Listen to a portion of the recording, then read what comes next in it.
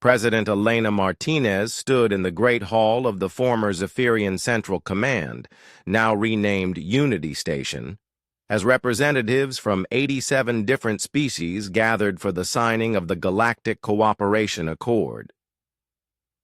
The ceremony felt familiar and alien at the same time, echoing the surrender humanity had been forced to accept 8 years ago. But this time, the humans were the ones offering terms. High Chancellor Vexithara approached the podium with movements that showed defeat in every step. The being who had once spoken of humanity as primitive laborers now wore the expression of someone whose entire worldview had collapsed.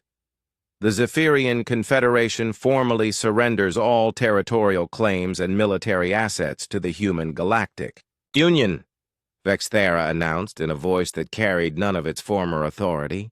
We accept your terms for integration into the new galactic order. Admiral Jake Morrison, now serving as Earth's Supreme Military Commander, watched the ceremony with mixed feelings. The war was over.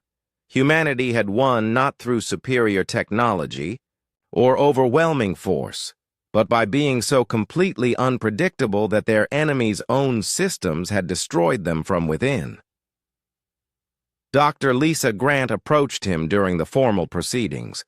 Her hair was streaked with silver now, and her face showed the lines of someone who had spent years making impossible decisions. Hard to believe it's really over, she said quietly. Is it over? Jake asked.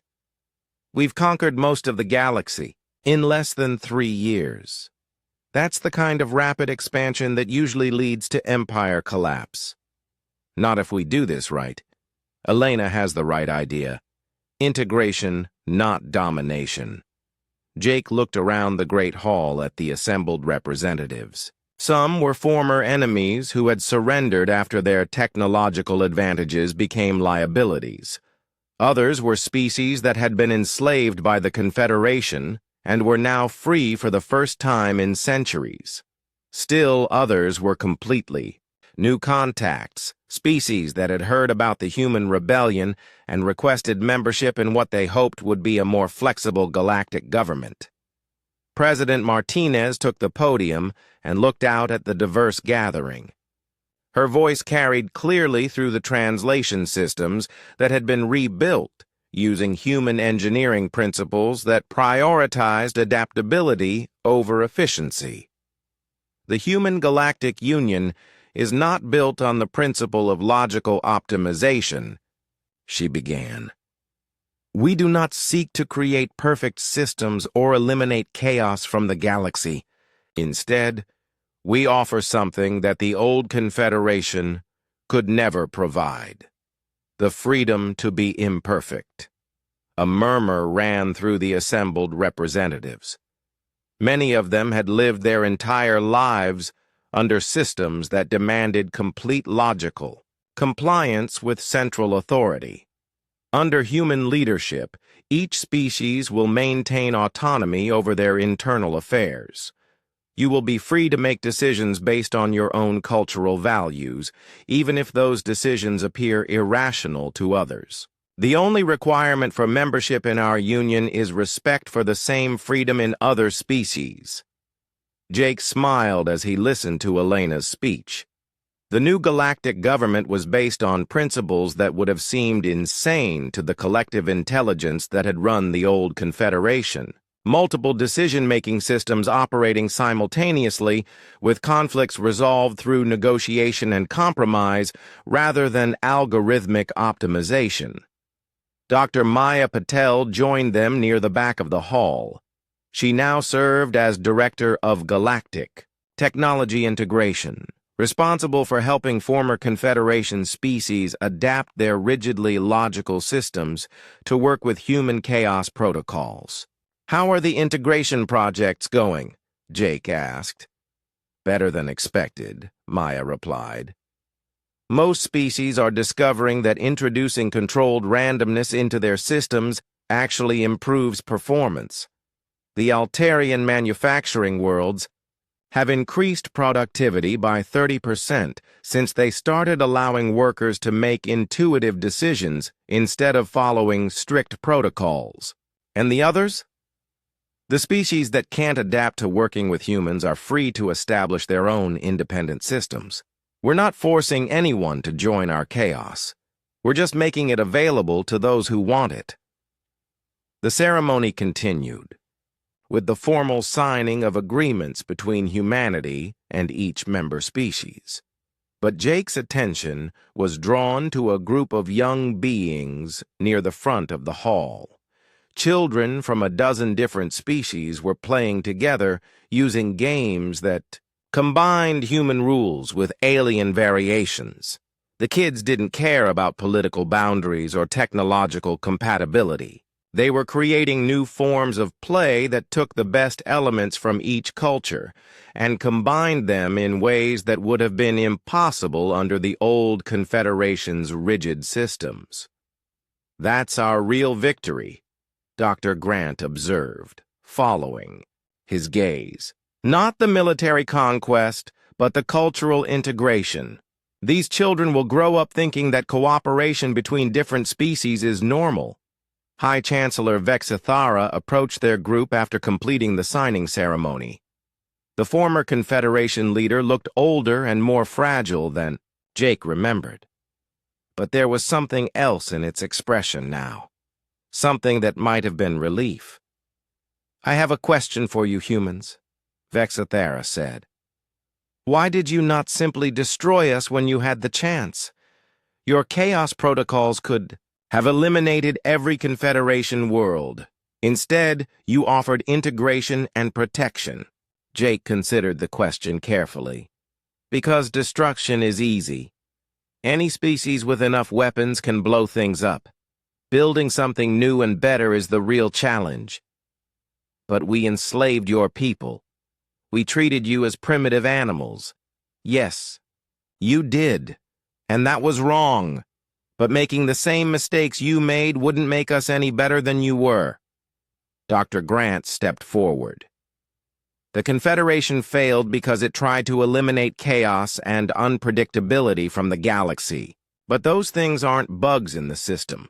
They're features. Chaos drives innovation. Unpredictability prevents stagnation. Irrationality leads to breakthroughs that pure logic would never discover." Vexithara was quiet for a long moment. "Your species continues to confuse us. We expected conquest and revenge. Instead, you offer partnership to your former enemies. That's because we learned something important during our time as your prisoners," Jake replied. "Being powerful doesn't make you right. Being advanced doesn't make you wise. And having the ability to impose your will on others doesn't mean you should." President Martinez joined their conversation as the formal ceremony concluded around them. "High Chancellor, I have a proposal for you." "I am listening."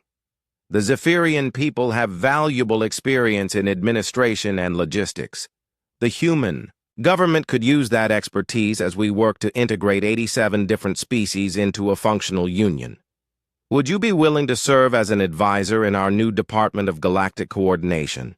Vexithara's expression showed surprise that quickly transformed into something approaching gratitude.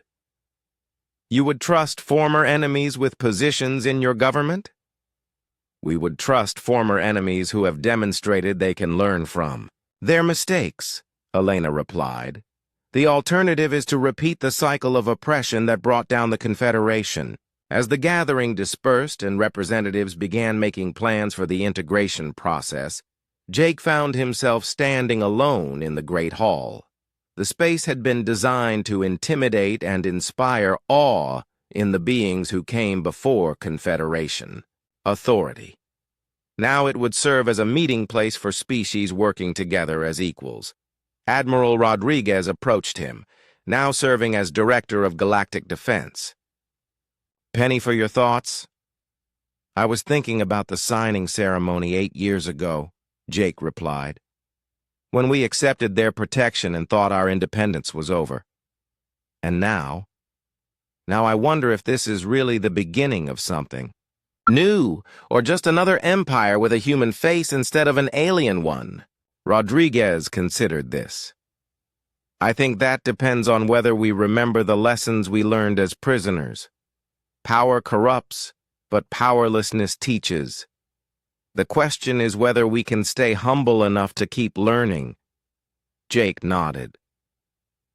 Around the galaxy, human administrators were working with alien specialists to create governmental systems that had never been tried before. Democratic councils where decisions were made by consensus rather than algorithmic optimization. Economic systems that prioritized innovation over efficiency. Educational programs that taught critical thinking alongside technical skills. It was messy, complicated, and completely unpredictable. It was, in other words, perfectly human. Dr. Grant rejoined them as the last of the representatives departed. The collective intelligence sent one final message before it was deactivated, she said. It wanted to know how humanity had achieved victory through embracing randomness and chaos. What did you tell it? Jake asked. I told it the truth. We didn't win because we were smarter or stronger or more advanced. We won because we were brave enough to be ourselves in a galaxy that demanded conformity. As they walked through the corridors of Unity Station toward the transport that would take them back to Earth, Jake reflected on the long journey from that first contact 8 years ago. Humanity had been dismissed as savages, enslaved as laborers, and written off as too primitive to govern themselves. Now they were responsible for the largest voluntary alliance in galactic history. Colonel Jack Phillips watched the tactical display as chaos spread through the Zephyrian fleet like a virus. The alien ships that had been moving in perfect formation just minutes ago were now scattered across space in patterns that defied every rule of military strategy he had ever learned. Sir, the enemy flagship is broadcasting surrender terms, reported Lieutenant Amy Foster from the communications station. Ignore them, Jack replied. They'll change their minds in 30 seconds when their AI gives them new orders. He was right. 28 seconds later, the same flagship began charging weapons and moving to attack position. 15 seconds after that, it reversed course and tried to retreat. The Zephyrian command systems were trapped in loops of contradictory logic that made coherent strategy impossible. Commander Sarah Blake's voice crackled over the communication system from her fighter squadron. Jack, their defensive formations are completely random now. I've never seen anything like this. They're fighting themselves as much as they're fighting us. The battle for the Proxima Centauri system had begun 3 days ago when Admiral Sam Rodriguez led a fleet of converted mining ships and captured alien vessels against the largest Zephyrian armada ever assembled. According to every rule of conventional warfare, the human fleet should have been destroyed within the first hour. Instead, they were winning. Dr. Ben Carter's voice came through the tactical channel from his position on the science vessel. The chaos algorithms are propagating faster than we predicted. Their entire command network is infected with human decision-making patterns now. Jack smiled grimly as he watched a Zephyrian battleship execute a maneuver that looked like it had been designed by a drunk pilot having a seizure. The ship spun in 3 different directions at once before crashing into 2 of its own escort vessels. "What's our casualty report?" he asked. 17 ships damaged, 3 destroyed, Lieutenant, Foster replied. Enemy losses are, well, sir, they're destroying themselves faster than we can count. The human strategy had evolved far beyond simple guerrilla tactics. Over the past year, resistance cells across the galaxy had been introducing chaos algorithms into every Zephyrian system they could access. Communication networks, navigation computers, supply logistics, Even environmental controls had been infected with programs that made decisions the way humans did, randomly, emotionally, and without regard for logical optimization. The Collective. Intelligence that controlled the Zephyrian Confederation was designed to manage predictable, rational beings. When human irrationality was introduced into its systems, the AI began making decisions that contradicted its own programming. The result was a cascade failure that spread through every connected system in their empire. Admiral Rodriguez to all. "Ships," came the voice over the fleet channel. "Begin Phase 2 of the operation." Jack felt his pulse quicken. Phase 2 was the most audacious part of their plan, something that would have been impossible if the Zephyrians had been thinking clearly. Human ships began moving toward the alien fleet in attack formations that violated every principle of space combat.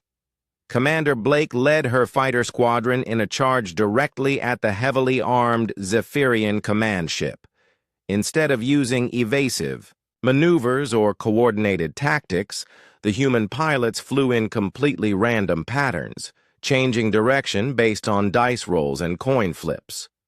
The alien defense systems tried desperately to calculate intercept courses and firing solutions, but they couldn't predict the movement of ships whose pilots didn't know where they were going until the last second.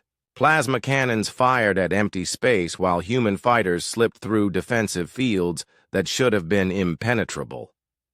"Sarah, you magnificent lunatic," Jack muttered as he watched Blake's fighter somehow thread the needle between two massive alien weapons arrays and plant an explosive charge directly on the command ship's bridge. The explosion was small by space combat standards, but its psychological effect was enormous. The alien crew panicked as their command structure collapsed, and their computer systems began issuing increasingly erratic orders to compensate for the damage. Dr. Carter's voice came through the communication system with barely contained excitement. "Jack, I'm reading massive system failures across their entire fleet. The chaos algorithms have reached critical mass. Their AI is basically having a complete mental breakdown." Jack could see it on the tactical display. Zephyrian ships were moving in circles, firing at their own vessels, and attempting maneuvers that were physically impossible. Some had simply stopped moving altogether as their navigation systems crashed under the weight of trying to process human-style decision-making. "All ships, advance to capture positions," Admiral Rodriguez ordered. "Time to bag ourselves a fleet." The next 6 hours were unlike anything in the history of space warfare. Human boarding parties captured alien vessels whose crews were too confused by contradictory orders to mount effective resistance. Ship after ship surrendered as their computer systems became completely unreliable and their officers lost confidence in their own technology. Jack led a boarding party onto a Zephyrian heavy cruiser, whose crew had barricaded themselves in their quarters rather than follow orders that changed every 30 seconds. The aliens offered no resistance as human marines secured the ship's critical systems. "Why aren't they fighting?" asked Sergeant Mike Roberts as they moved through the alien vessel. "Because fighting requires making decisions," Jack replied. "And their computer systems are telling them to make 12 different decisions at the IE same time." The capture of the Proxima fleet was just the beginning. Across the galaxy, Zephyrian forces were experiencing similar failures as the chaos algorithms spread through their networks. Supply ships delivered food to empty space while weapons were sent to agricultural worlds. Military orders were replaced by human poetry and song lyrics. Navigation systems began plotting courses based on astrological charts instead of stellar coordinates. Dr. Carter had calculated that the psychological impact would be even more devastating than the practical failures. The Zephyrian Confederation had built their entire civilization around the concept of perfect logical order.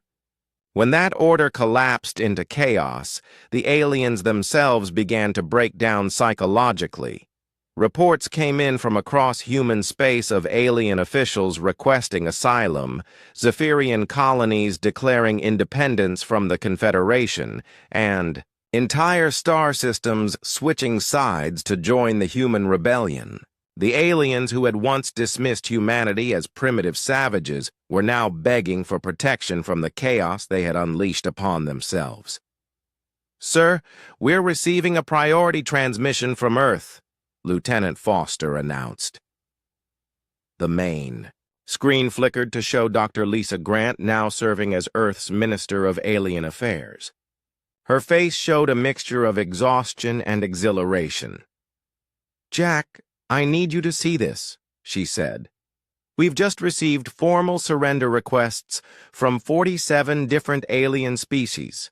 Not just surrender to human forces, but requests to join our side in the war." Jack felt his breath catch.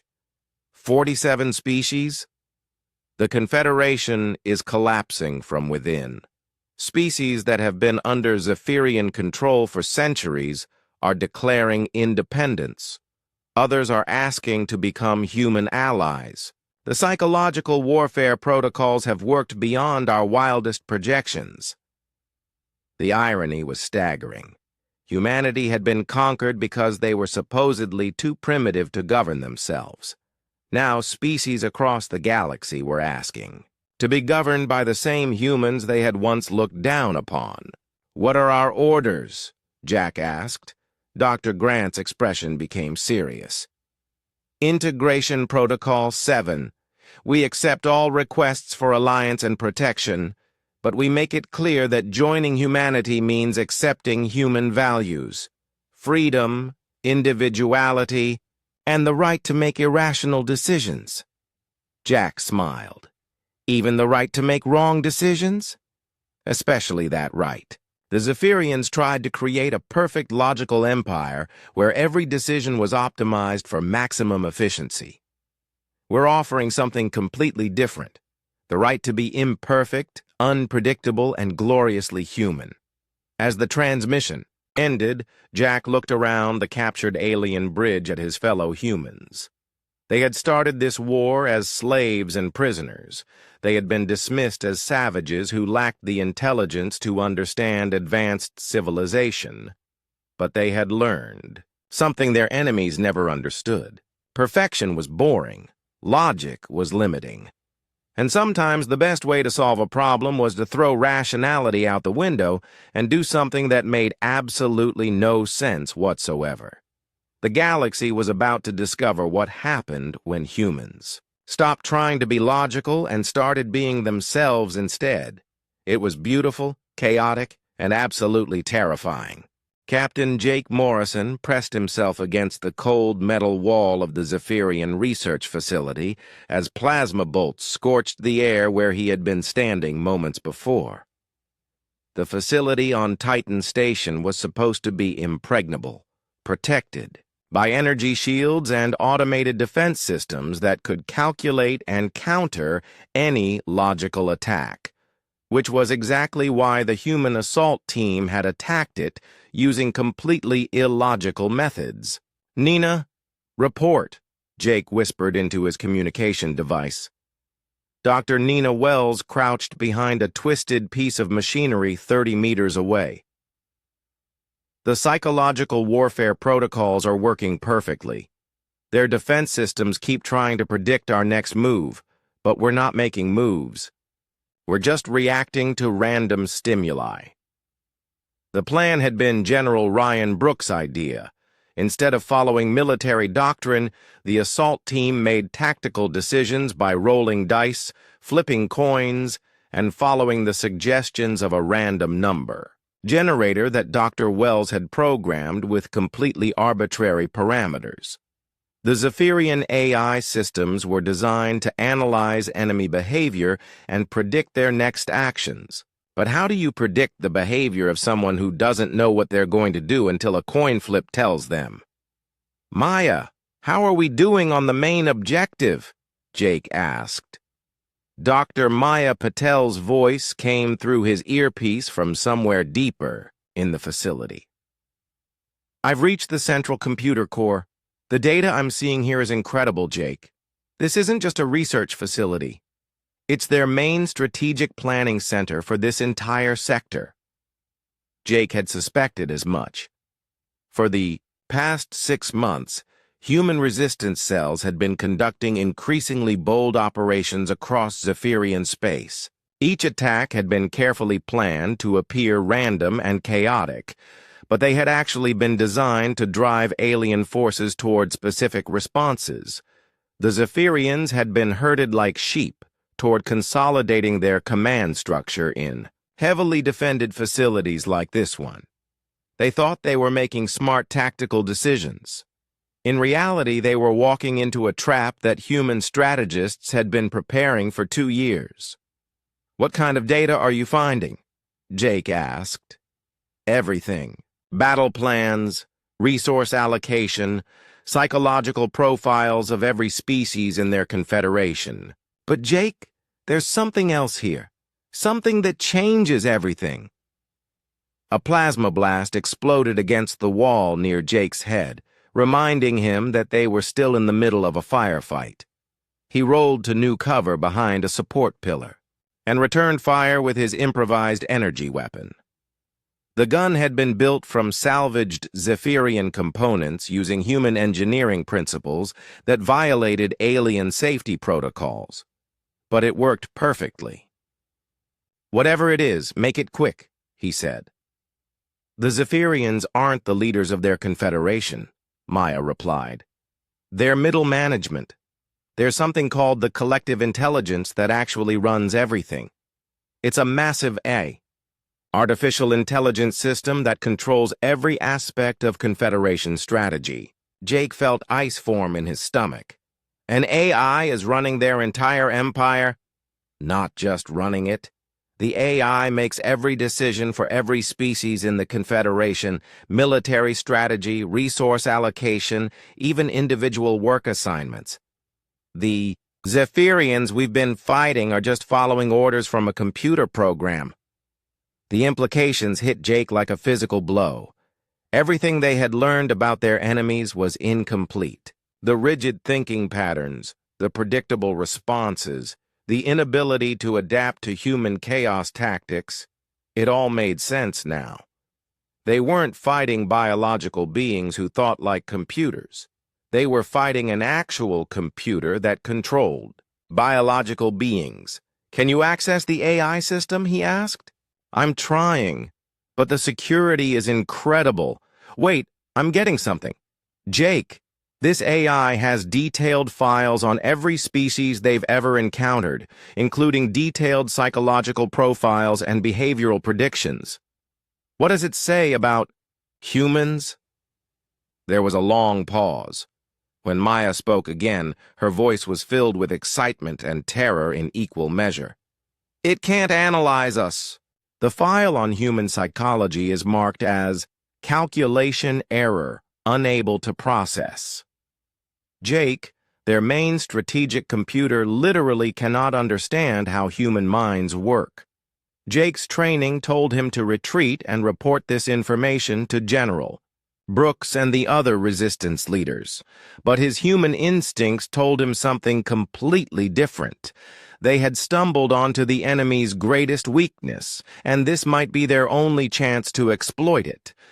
Maya, can you plant a virus in their system? I've got something better. I can introduce human decision-making algorithms into their network. If I upload a program that makes random choices based on human psychological patterns, it might cause cascade failures throughout their entire command structure. Do it. While Maya worked at the computer terminal, Jake and the rest of the assault team held their position against increasing Zephyrian resistance. The aliens were bringing up heavy weapons and energy shields, following standard protocols for dealing with facility breaches. Dr. Wells had predicted this response and prepared accordingly. She activated a device that began broadcasting human emotional patterns across all available frequencies.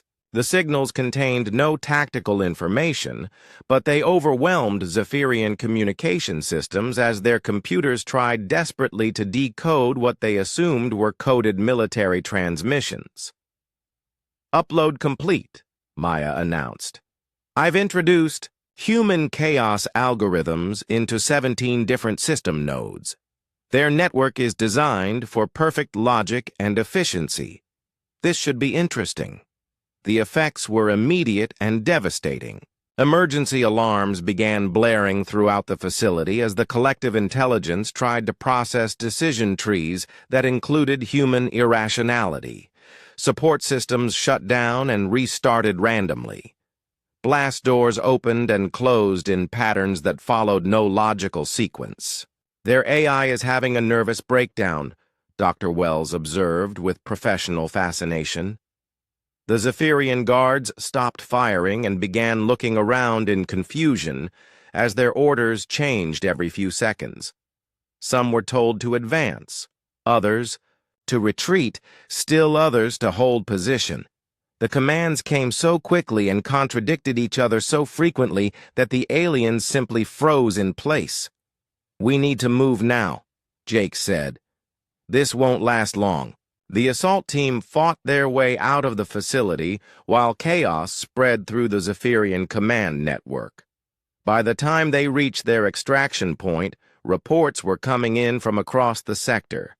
Alien forces were receiving contradictory orders, supply shipments were being sent to wrong destinations, and communication systems were broadcasting random human entertainment instead of military intelligence.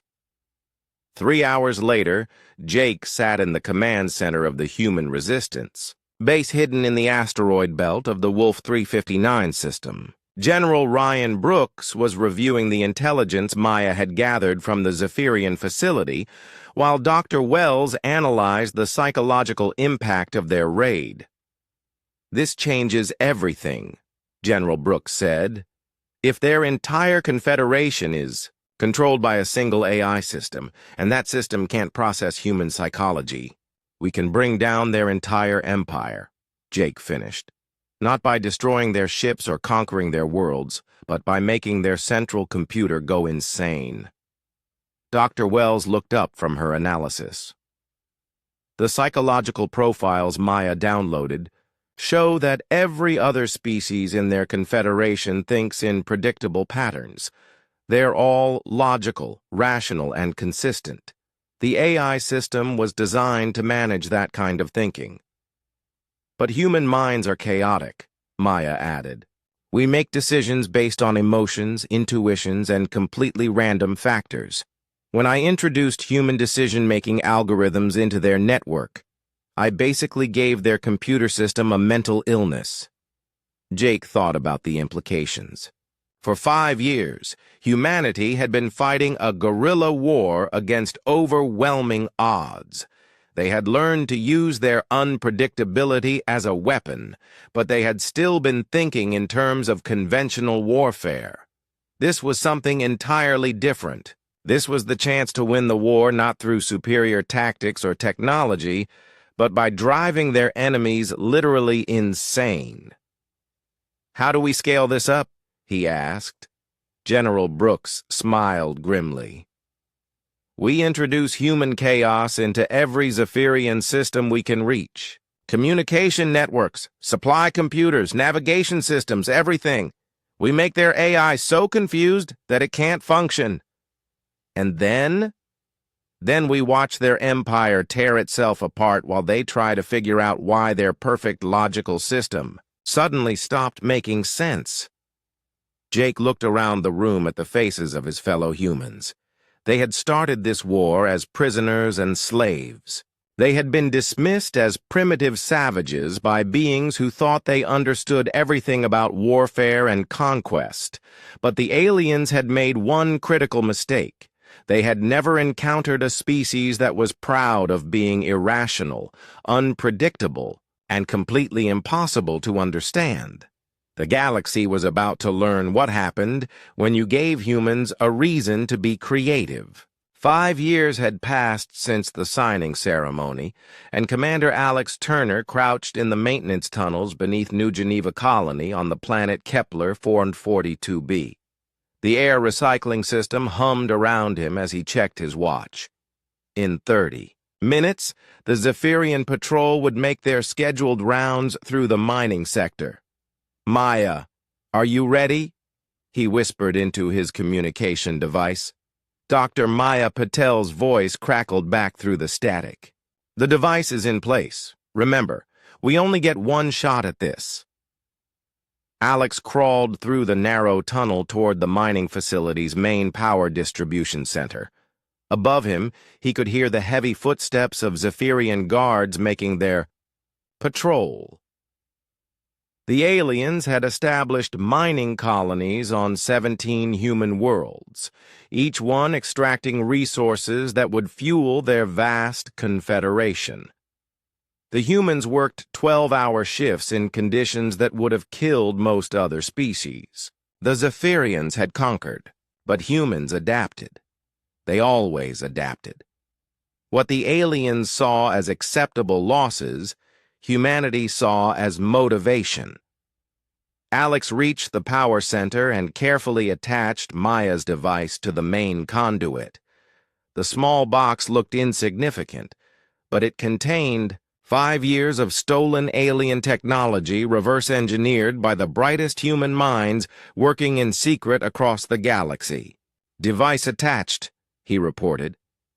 Sergeant Kate Sullivan's voice came through his earpiece. "Patrol is moving toward your position. You need to move now." Alex crawled back through the tunnel system as quickly as the narrow space allowed.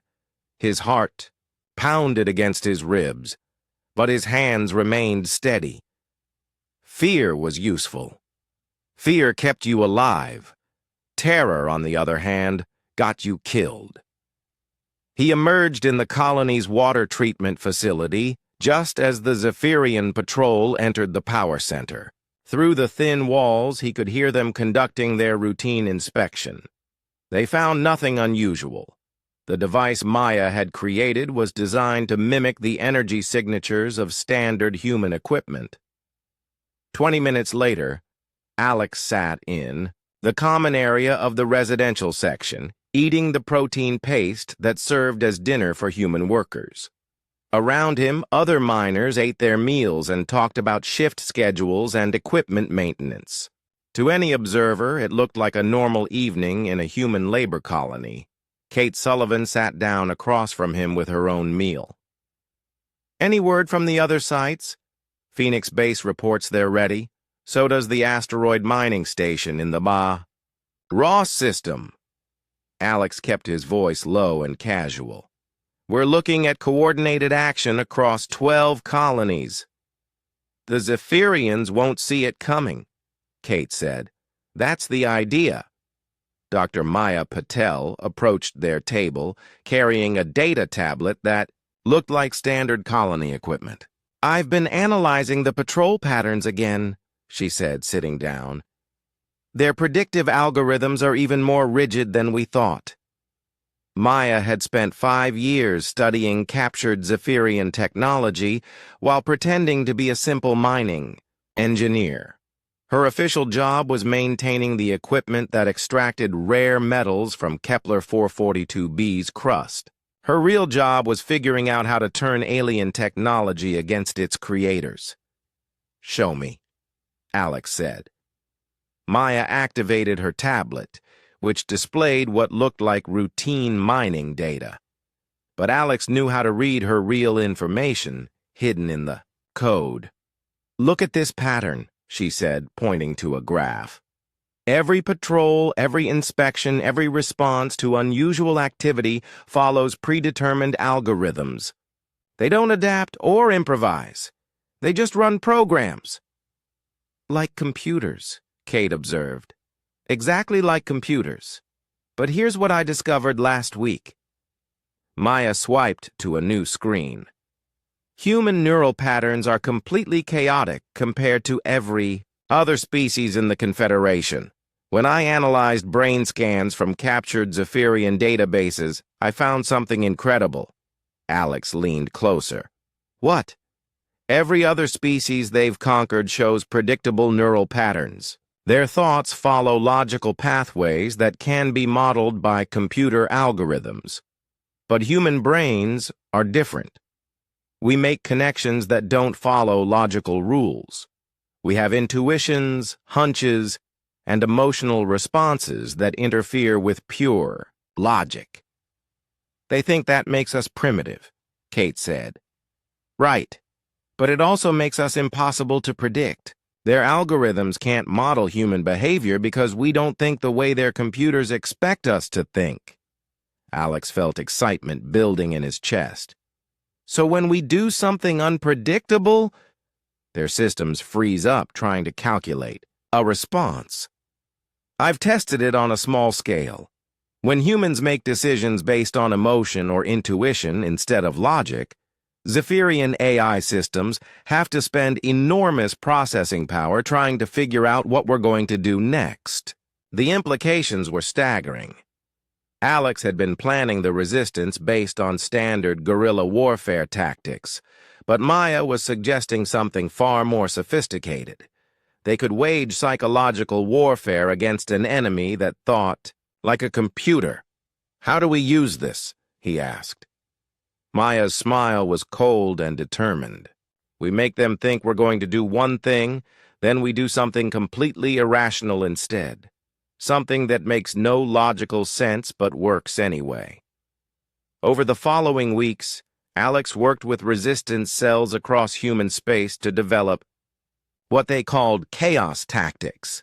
Instead of striking at obvious targets, they would attack installations that seemed worthless. Instead of retreating when outnumbered, they would charge forward. Instead of following military doctrine, they would make decisions based on coin flips and random number generators.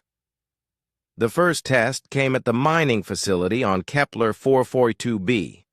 Alex and his team made it look like they were planning to sabotage the main mining equipment. They left just enough evidence for Zephyrian intelligence to detect the threat. The aliens responded exactly as their algorithms predicted they should, moving guards to protect the mining machinery. While the Zephyrians were focused on the fake threat, Kate Sullivan led a team through the colony's ventilation system to reach the communication array. Instead of destroying it, they modified it with Maya's reverse-engineered technology. The modification was designed to do something the Zephyrians would never expect. It would broadcast human music across their military communication channels. Music? Kate had asked when Maya explained the plan. Music is pure human irrationality, Maya replied. It serves no logical purpose, conveys no tactical information, and follows patterns that change constantly. Their computers will waste enormous processing power trying to decode it. The plan worked perfectly. When human music began broadcasting across Zephyrian military networks, their communication systems became overloaded trying to analyze the data. The aliens spent 6 hours trying to decode what they assumed was some kind of sophisticated cipher before realizing it was just random, human entertainment. By then, resistance cells on 8 other worlds had activated their own chaos protocols. Mining equipment was sabotaged in ways that made no engineering sense but somehow worked. Guard posts were attacked from directions that violated basic tactical doctrine. Supply lines were disrupted using methods that any military computer would have dismissed as impossible. The Zephyrians found themselves fighting an enemy that broke every rule they understood about warfare and logic. Human resistance fighters would charge heavily defended positions armed with nothing but improvised weapons and somehow succeed. They would abandon strategic positions for no apparent reason, only to attack somewhere else with devastating effect. Alex received reports from across human space that painted the same picture everywhere. Zephyrian forces were becoming confused and demoralized. Their predictive algorithms couldn't account for human irrationality, and their rigid command structure couldn't adapt fast enough to counter tactics that changed constantly. "They're starting to fear us," Kate reported during a resistance meeting in the abandoned mining tunnels. "Intelligence intercepts show they're requesting reinforcements and asking for new tactical algorithms." "Good," Alex replied. "Fear makes them more predictable, not less. When they're afraid, they'll rely even more heavily on their computers for guidance." Maya looked up from her latest analysis of captured alien technology. "I've been studying their military doctrine. They've conquered 47 species using basically the same tactics every time. They've never had to adapt because they've never met a species that didn't think logically." "Until now," Alex said, "the resistance was growing stronger every day. Humans across the galaxy were learning that their supposed primitive nature was actually their greatest strength. They didn't need better technology or superior numbers. They just needed to be themselves." As Alex prepared for the next phase of their campaign, he thought about the signing ceremony 5 years ago. The Zephyrians had expected humanity to accept their place as servants and laborers. They had calculated every possible human response except the one that mattered most. They had never considered that humans might choose to be completely, beautifully, destructively irrational. Captain Jake Morrison stood on the bridge of the Terra Nova and watched the massive alien ships appear in Earth's sky. The vessels were beautiful in a way that made his chest tight with fear. They moved without sound through space, their hulls gleaming like polished silver, each one easily 10 times larger than humanity's greatest achievement in space travel. "Sir, we're receiving a transmission," reported Lieutenant Danny Park from the communications station. His young face was pale as he looked at the readings on his screen. "Put it through," Jake said, straightening his uniform. He had been preparing for this moment since humanity first detected the alien signals 3 months ago. Earth's governments had chosen him to lead the first contact mission, though none of them had expected the aliens to come to Earth instead. The main screen flickered and showed a creature that defied easy description. It stood tall and thin, with skin that shifted colors like oil on water. Its eyes were large and completely black, and when it spoke, its voice carried the weight of absolute authority. "I am High Chancellor Vex Thera of the Zephyrian Confederation," the being said. The translator software worked perfectly, though Jake wondered how the aliens had learned human languages so quickly. "We come to offer your species protection and guidance as you take your first steps into the greater galaxy." Jake felt Dr. Lisa Grant move beside him. The xenobiologist had been studying alien communications for weeks, and her insights had proven valuable. She caught his eye and shook her head slightly, a warning he understood immediately. "We welcome contact with your people," Jake replied carefully. "Earth is interested in peaceful relations with all species." The alien's expression seemed amused, though reading emotions on that face was nearly impossible. "Your species shows promise, despite your primitive technology. We have observed your recent attempts at faster-than-light travel, crude but functional. You have potential to serve useful roles within our confederation." The word "serve" hung in the air like a threat. Jake kept his expression neutral while his mind raced. Behind him, he could hear Admiral Sam Rodriguez shifting in his chair. The Admiral had warned that this moment might come, that humanity's first contact with aliens might not go as the movies had suggested. "What kind of roles?" Dr. Grant asked, stepping forward.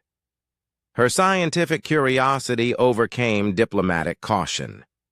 Your species demonstrates adequate physical capabilities for manual labor, Vexthera explained with the casual tone of someone discussing farm animals.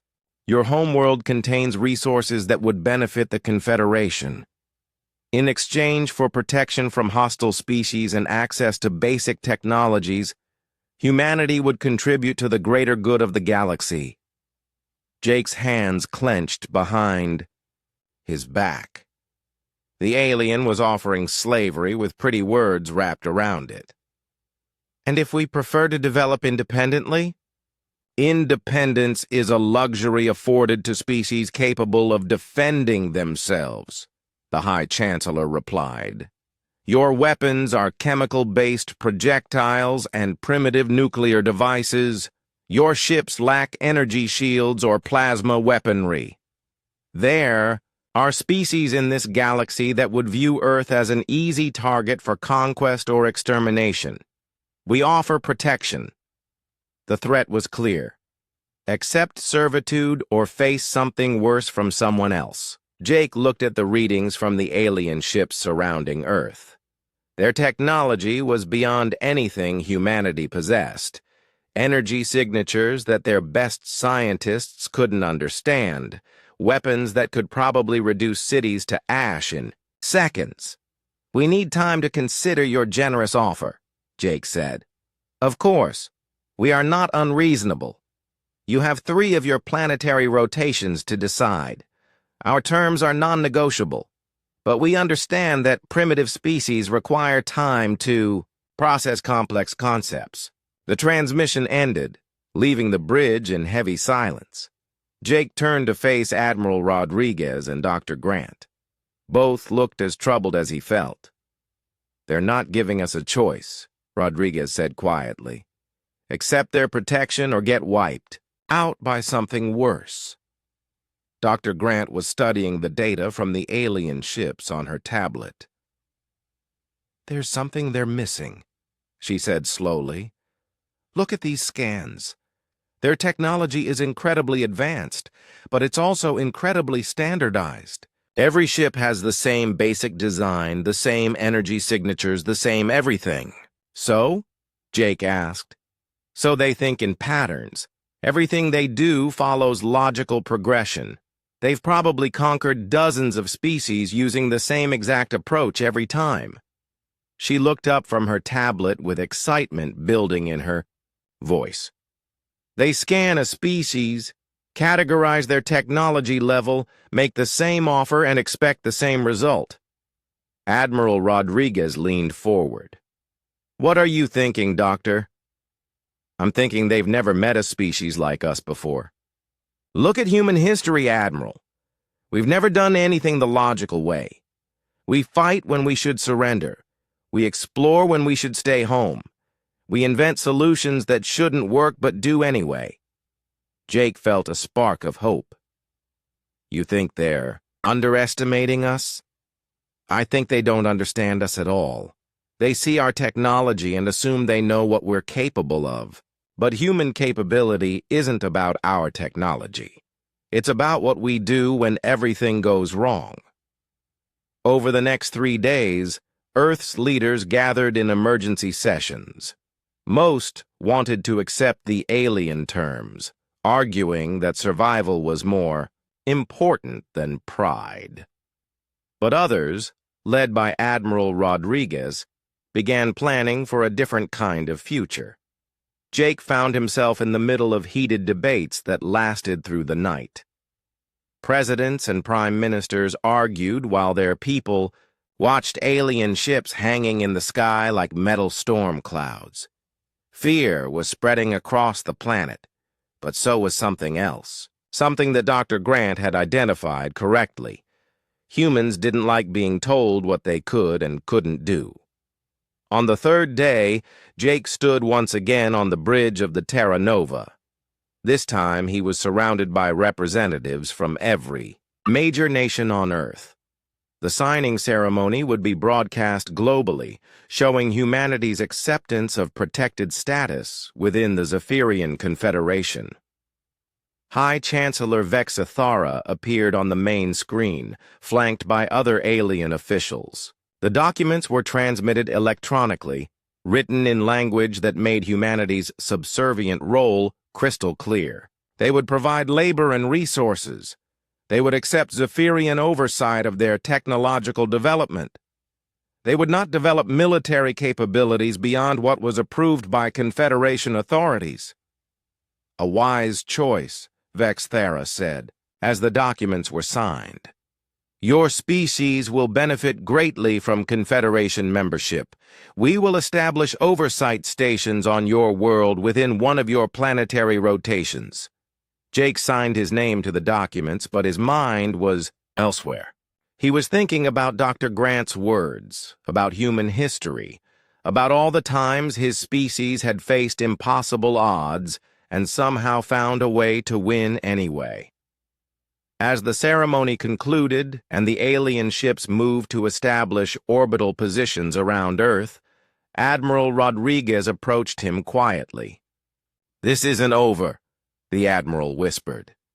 "No," Jake agreed, watching the alien vessels position themselves like guards around a prison. "It's just beginning." Dr. Grant joined them, her tablet filled with data she had been collecting during every interaction with the aliens. "I've been analyzing their behavioral patterns," she said softly. "They're completely dependent on predictive algorithms. Everything they do is calculated to produce specific outcomes. And humans are unpredictable," Jake realized. "Exactly. They think they've conquered us, but they don't understand what they've actually done. They've given humanity a common enemy and a reason to unite. That's the one thing our species has never had before." As Earth's new alien overseers settled into their positions of authority, none of them noticed the looks being exchanged between the humans they now ruled. They saw only primitive beings accepting their proper place in the galactic order. They had no idea they had just awakened something that would change the galaxy forever.